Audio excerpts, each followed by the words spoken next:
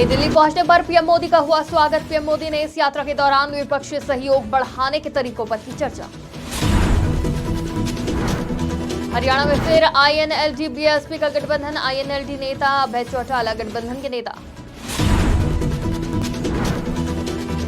दिल्ली के मुनक नहर टूटने से जेजे कॉलोनी और बवाना जलमग्न। जल मंत्री आतिशी ने कहा दोपहर तक स्थिति नियंत्रण में होगी। सीजीआई डीवाई चंद्रचूड़ ने मल्टी फैसिलिटेशन सेंटर का किया उद्घाटन। सुप्रीम कोर्ट के मेन कैंपस स्थित सी इन गेट के पास है ये सेंटर। नमस्कार, आज की खबर में आपका स्वागत है। मैं हूं आपके साथ शिखा मेहरोत्रा। शुरुआत करते हैं आज की बड़ी खबरों की।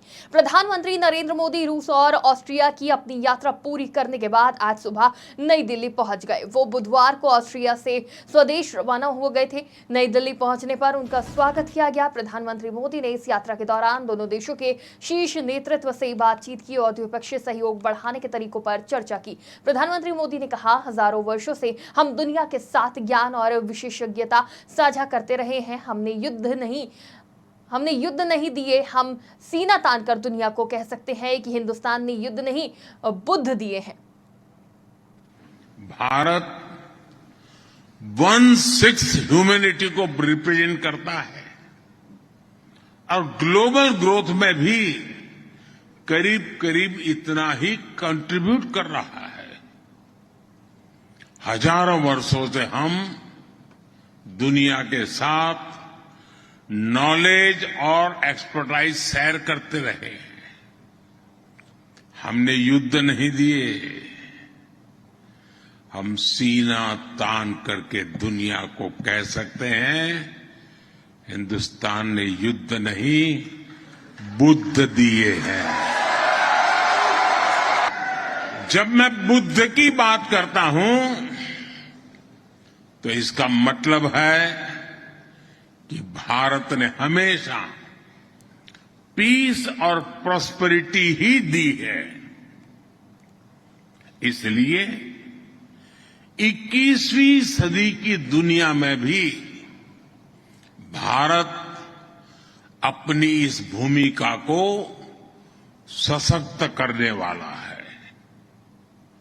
आज जब दुनिया भारत को विश्व बंधु के रूप में देखती है तो ये हमारे लिए गर्व की बात है।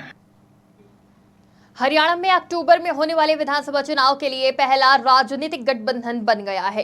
इंडियन नेशनल लोकदल और बहुजन समाज पार्टी एक साथ आ गए हैं। आईएनएलडी नेता अभय सिंह चौटाला ने कहा, आज आम आदमी की भावना ये है कि 10 साल से इस राज्य को लूटने वाली भाजपा को सत्ता से हटाया जाए और कांग्रेस पार्टी को सत्ता से दूर रखा जाए। हम हरियाणा में अपनी अपनी राजनीतिक पार्टियां बनाने वाले लोगों को साथ लाएंगे जो भाजपा और कांग्रेस दोनों के खिलाफ है।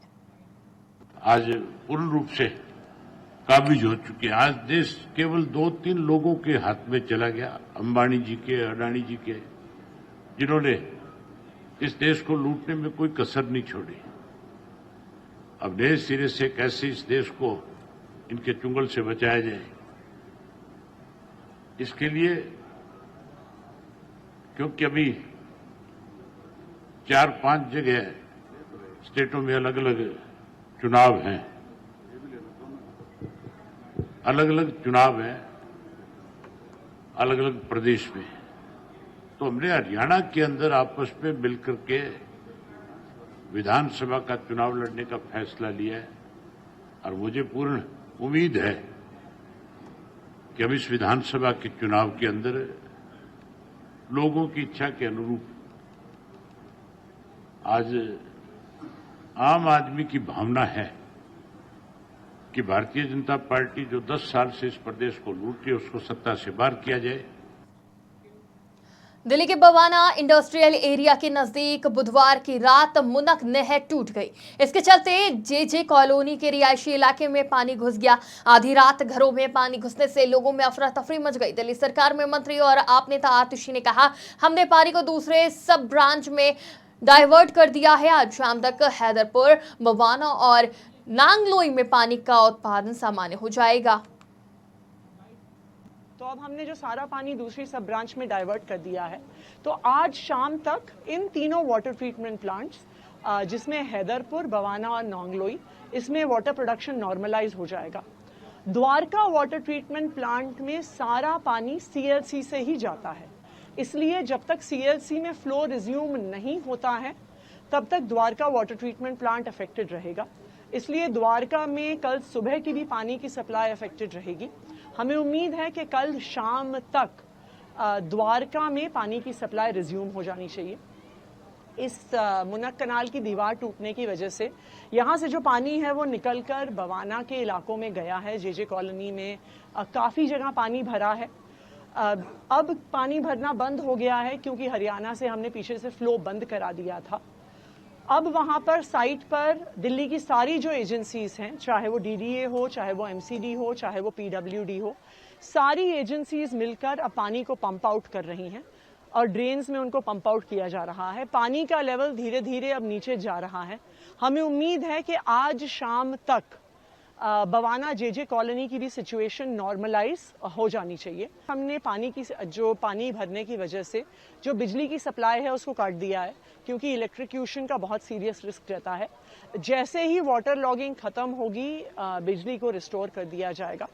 हमारे विधायक जय भगवान उपकार जी वहाँ पर मौके पे मौजूद हैं और वहाँ पर लोगों को जो भी सहयोग चाहिए वो हम दे रहे हैं।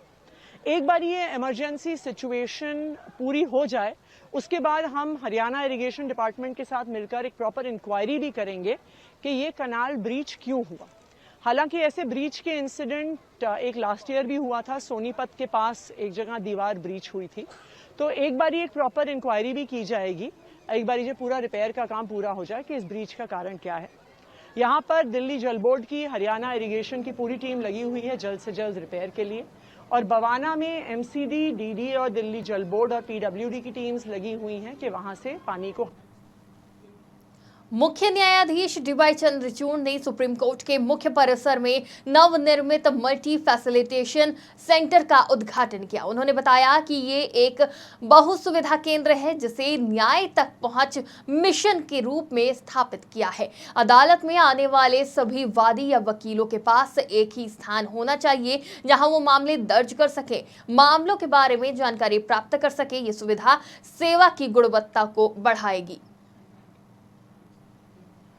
महाराष्ट्र के मुख्यमंत्री एकनाथ शिंदे ने आज महाराष्ट्र विधानमंडल के दोनों सदनों में अपने संबोधन से पहले उपराष्ट्रपति जगदीप धनखड़ का स्वागत किया। एकनाथ शिंदे ने कहा, आपने सदैव भारतीय संविधान को मजबूत करने में भूमिका निभाई है। आज हमारे पास आपको सुनने का सुनहरा अवसर है। आपने हमेशा संविधान और उसकी गरिमा बनाए रखने की बात की है। आपने हमेशा इस देश को आगे बढ़ाया है। इसकी गरिमा बढ़ाने की आपने हमेशा कोशिश की। आज की बड़ी खबरों में फिलहाल इतना ही। देश और दुनिया की तमाम खबरों के लिए देखते रहिए आज की खबर।